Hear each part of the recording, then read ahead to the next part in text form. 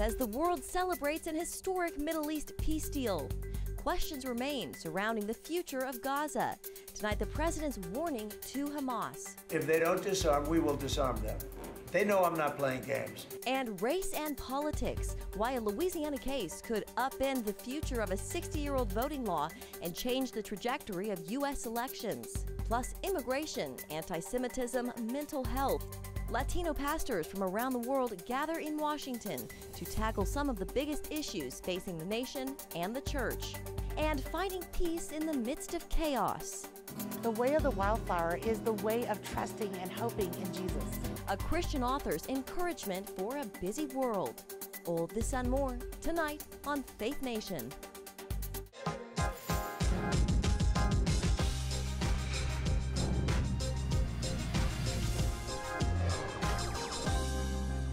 A somber evening in Israel tonight as the nation waits for the return of more deceased hostages. Good evening in Washington, I'm Jenna Browder. Israel says one of the 4 bodies handed over by Hamas overnight does not belong to any Israeli hostage. It's the latest setback in a fragile ceasefire between Israel and Hamas. So far, 7 hostage bodies have been confirmed returned out of 28 who are believed to have died in captivity. Today, Israelis line the streets to honor Guy Iluz, whose body was handed over by Hamas on Monday. Other families are still waiting to plan their own funerals, including Ruby Hin, who shares the agony of waiting for the remains of his son, Itai. So it's a bizarre feeling where you start the day anticipating to get the worst phone call that you will in your lifetime, and then feel disappointed when you do not get that phone call, which is a very complex thing to process. Meanwhile, the last 20 living hostages released by Hamas begin a difficult road to recovery after being reunited with their families. All of them in stable condition tonight, and each has a team of specialists to treat malnutrition and the emotional and physical trauma of 2 years in Hamas captivity. The process is very tailored and very specific for each of the hostages depending on their condition. We believe that some of them may start being discharged to outpatient care, hopefully at the beginning of next week. But there will be some that probably will need more time. In Gaza, aid trucks were seen moving inside the Strip, but aid groups say even more are needed. This amid signs that Hamas is attempting to reassert control. Today, the U.S. military's Middle East command telling Hamas to, quote, immediately suspend violence and shooting innocent Palestinian civilians in Gaza. The statement follows reports of deadly clashes between Hamas and rival gangs. And here to discuss the president's response and the latest in Washington politics, CBN News chief political analyst David Brody and senior White House correspondent Kelly Wright. Gentlemen, great to have you with us this evening. Kelly, the president, he had a sharp warning for Hamas, essentially disarm or we'll do it for you. What can you tell us about that? Well, Jenna, exactly. You said it as well. Good evening to you. The president says Hamas must agree to the Gaza peace agreement they signed, adding they need to disarm on their own or, quote, we will disarm them and it will happen quickly, perhaps violently. He also said Hamas knows that he is not playing games on this. Also, U.S. CENTCOM commander of U.S. forces in the Middle East, Admiral Brad Cooper, announcing today that we strongly urge Hamas to immediately suspend violence and shooting at innocent Palestinian civilians in Gaza, in both Hamas-held parts of Gaza as well as those secured by the IDF behind the yellow line that they're now securing. This is an historic opportunity, he says, for peace. Hamas should seize it by fully standing down, strictly adhering to President Trump's 20-point peace plan and disarming without delay. The president agrees with that. Yeah, David, I think the president has made it very clear to the rest of the world he is not fooling around here. No, a memo to Hamas, checking with Iran and the Houthis before you start flapping your mouth there. The president is very serious, And here's the truth. We always hear peace through strength. Well, it was on display. You couldn't get the peace in terms of phase one of this deal if you didn't have the strength. And the strength came, of course, in March when the president directed strikes against the Houthis, 800 or so strikes back in March. And then, of course, Operation Midnight Hammer coming in June against Iran with the Iran nuclear sites. So you have the strength. President Trump has shown that he will do that if he has to. Hamas better be very careful here. Yeah. Let's shift gears here. Kelly, back in Washington, the Senate again today failing to pass a budget. And now there's, talk thousands of jobs could be on the line. OMB Director Russ Vought saying federal layoffs are likely to reach north of 10,000. How is the White House maneuvering the situation, Kelly? So the president would still like to see everybody get back in order, that the CR is voted on, and that the government can come out of its shutdown and actually start functioning again. The president is taking action, however, into his own hands. Today he made sure that U.S. military is getting paid. Next, his administration will begin looking into how they can pay federal law enforcement. And meanwhile, White House Press Secretary Caroline Leavitt also reportedly told some media outlets that the administration is planning to use hundreds of millions of dollars from Section 32 tariff revenue to cover the government's SNAP nutrition program, which helps 6 million participants per month. That's something that Democrats are looking at as well. Of course, this is something that the president will use as a way to leverage politics beyond the Democrats, and this, of course, it will strengthen his base as well as strengthen Republicans if they can keep all of that going on in the midst of a government shutdown. Yeah, David, at the same time, polling is starting to show the majority of Americans blame Republicans for the shutdown. I wonder just how you see that, and does this eventually force them to fold? What does history tell us? How do you see all of this? Well, Jenna, before I get to the polling, some late-breaking news this afternoon that a judge is now blocking the Trump administration from firing federal workers. So once again, the judges strike back. It's kind of like the Empire Strikes Back. And here go the judges again. And so this idea that the Trump administration can fire federal workers now willy-nilly, if you will, not going to be the case. So here we are again in the courts. We should point that out. As for polls, yeah, sure, the polls show the Republicans are kind of losing that battle. But if you look a little bit more closely at the polls, that number is dwindling. And when I say that number, I'm talking about the difference between blaming Republicans and blaming Democrats. Democrats now getting a little bit more of the blame. They're creeping up to that Republican number. So it's almost even in some polls. So, you take it all with a grain of salt. I'll just simply say this. I have never has seen such cohesion within the Republican ranks like I do on this shutdown. I mean, there have been so many shutdowns over the years. Republicans typically cave. I don't see it happening this time. I think the Democrats are going to be the ones eventually to cave. We'll see. Yeah. Quickly, if I might add to what David is saying, the Democrats, on the other hand, have not come back to the table. Mike Johnson, Speaker of the House Mike Johnson, continues to hold out that they will come back. And there's a lot of give and take, as you know, fighting over health care. And some are saying that the Democrats will actually wait until after Saturday when they have the massive No Kings protests and rallies going on Saturday. While I have you here, Kelly, violent clashes with ICE officials are on the rise. In Chicago, there was a ramming incident involving a detainee and Border Patrol, with agents eventually tear gassing the crowds. Is the White House saying anything about all of that tonight? So look, these clashes with ICE are very problematic, not only for the ICE agents themselves, but also for the president, his administration. I will also advise that the president has highlighted that he wants safety and security, law and order in the streets of America. He's even talking about that with FBI Director Kash Patel in Operation Summer Heat. The bottom line is ICE and law enforcement, he's trying to help them, but they're receiving, if you will, death threats even from Mexican drug cartels now, which have put a bounty on them to the tune of $50,000. That is something that's very problematic, and all of the president's men are looking into that. David, final word. Where do you see this going in the poll of public opinion? Watch out! Yeah, watch out for the Insurrection Act. Once the president invokes that will be a big legal fight. There are legal scholars suggesting that Insurrection Act, the one from a very long time ago, doesn't have great legal standing and could easily be challenged. Right now, it's all been about the Posse Comitatus Act. We don't have time to explain all of that.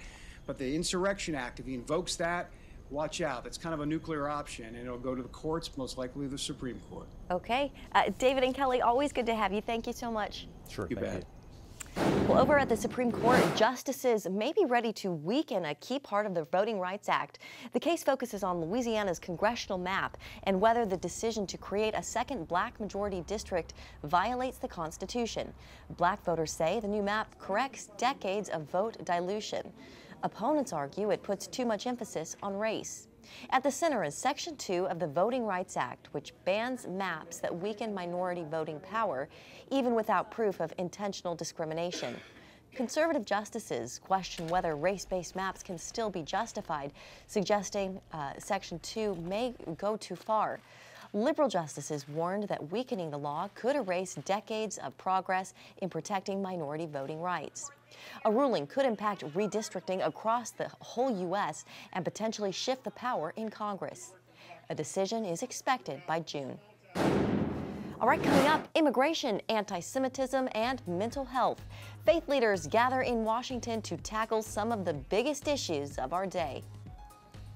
Well, yesterday, hundreds of faith leaders from across the country gathered at the Museum of the Bible for the 2025 Latino Evangelical Leadership Summit. The event featured conversations about some of the biggest issues of our day, including immigration, anti-Semitism, and Christian leadership in politics. Reverend Samuel Rodriguez, president of the National Hispanic Christian Leadership Conference, was there, and he joins us now. Sammy, welcome. Always good to see you. So this year's theme was "What is of God always wins." Tell us about that and how that really speaks to the moment we're in right now. Lo que Dios siempre gana. Thank you for having me. 468 pastors gathered from the U.S. primarily, but now even pastors from Latin America who are forming NHCLC Latam. A gathering focused on what? Life, religious liberty, biblical justice, which includes immigration reform, building a firewall against anti-Semitism, and building a mental health infrastructure to help pastors who are fighting depression, anxiety, and fear. So it was an incredible gathering. Yeah. And what was kind of the reception? How were people receiving some of these conversations and messages? Amazing, especially on mental health. You would think, that it's not a priority for, the evangelical community, but it is. Latino evangelicals, unfortunately, coming out of COVID, pastors and leaders have been confronted personally and within the confines of their family with great mental health issues. So we're providing resources that are biblically substantiated, Christ-centered, and scientifically proven to be effective in tackling these issues. On anti-Semitism, again, we're not drinking the Kool-Aid of coming against Israel. I know it's a very controversial subject right now in many areas of the social media world, but the Latino community is firmly behind Israel and building a firewall against anti-Semitism. And on immigration, that's the great question mark. This is a great pro-life, pro-religious liberty demographic that primarily voted for President Trump, 68 to 70% in the last election. But now there's great fear in the community when we see good God-fearing people who have been here for 20, 25, 30 years suffering the angst of what's next. So we're trying to find solutions regarding immigration. Yeah, on that front, as these ICE raids and as we see immigration becoming such a huge issue. I mean, it's been a big issue for a long time. But what are you hearing, Sammy, from some of these pastors on that front when you talk about, the mental health and church attendance and maybe people being afraid to actually go to church on Sundays? Yeah, it's a conundrum. It really is. Again, this community is pro-life, as you well know, pro-religious liberty, pro-biblical justice. If you want to call that conservatism, we call it, biblically, biblical values. But they're having this angst. They actually shared that yesterday and said, look, we're the community that's going to just affirm our Judeo-Christian value system. But we're losing 25 to 30% of our Sunday attendance because people are living in fear.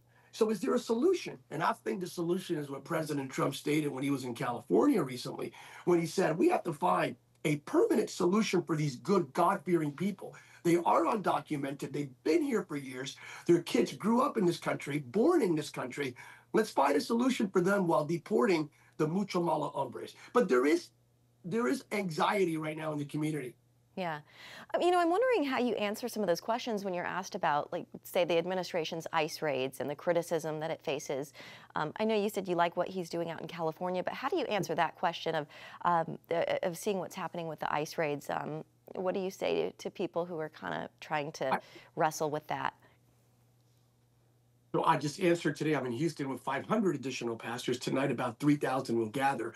And I answered that question today. It was brought up. And I said, listen, let me give you the inside baseball here. Approximately 3,000 deportations per day. That's the goal of the Department of Homeland Security.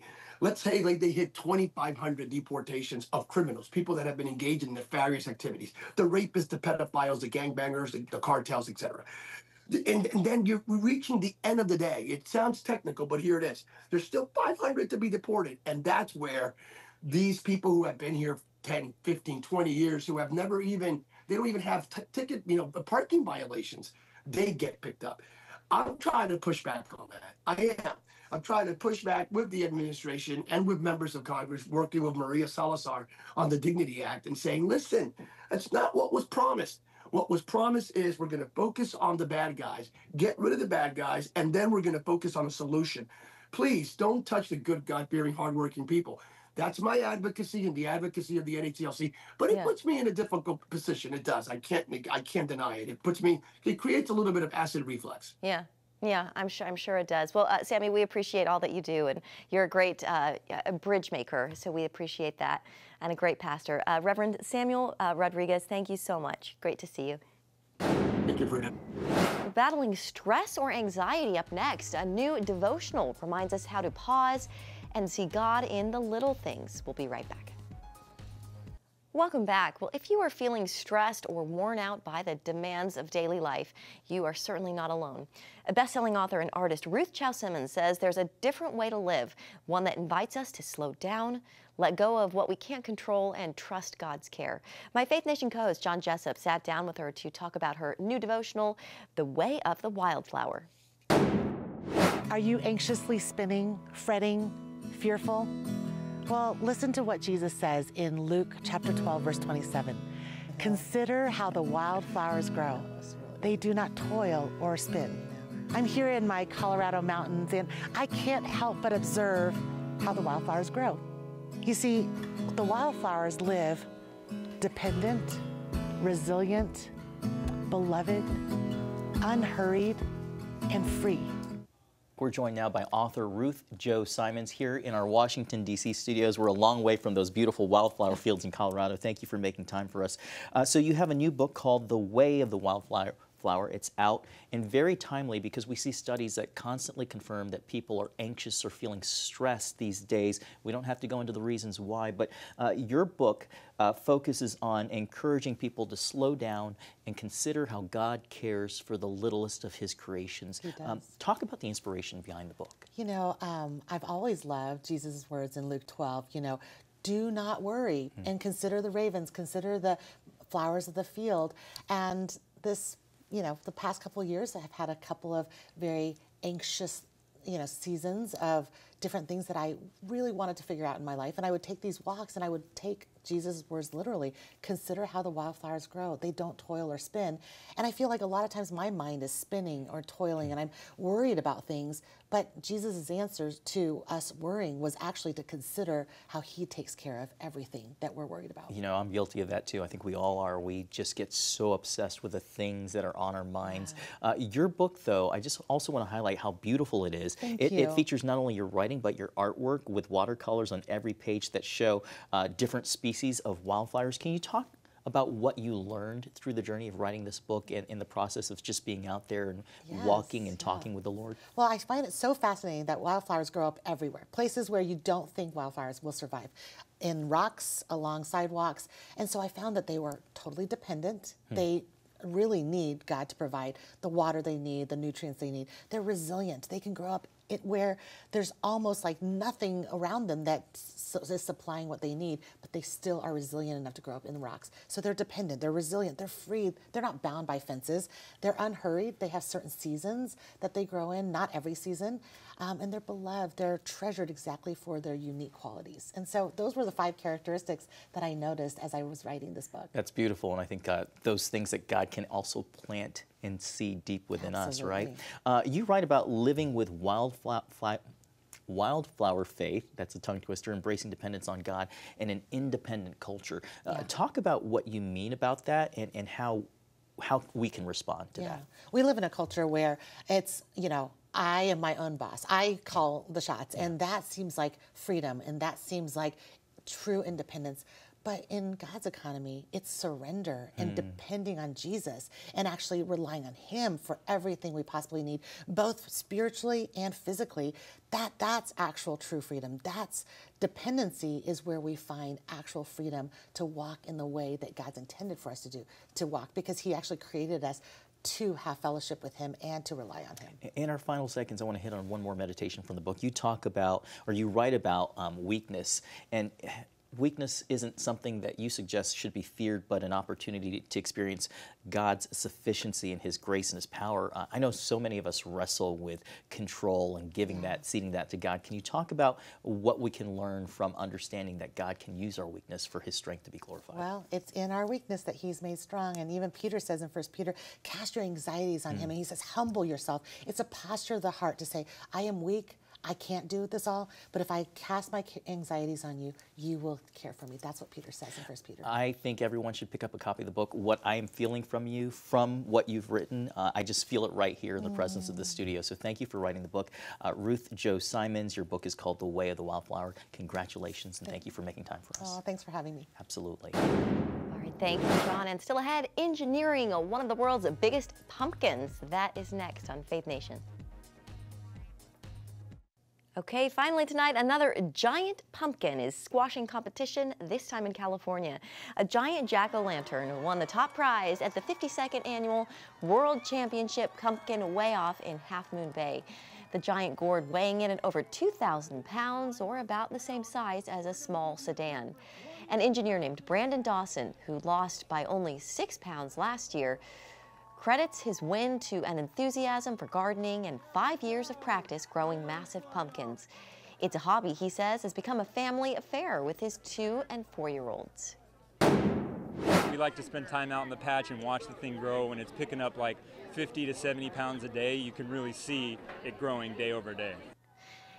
And Dawson took home a prize of $20,000 for growing the biggest pumpkin.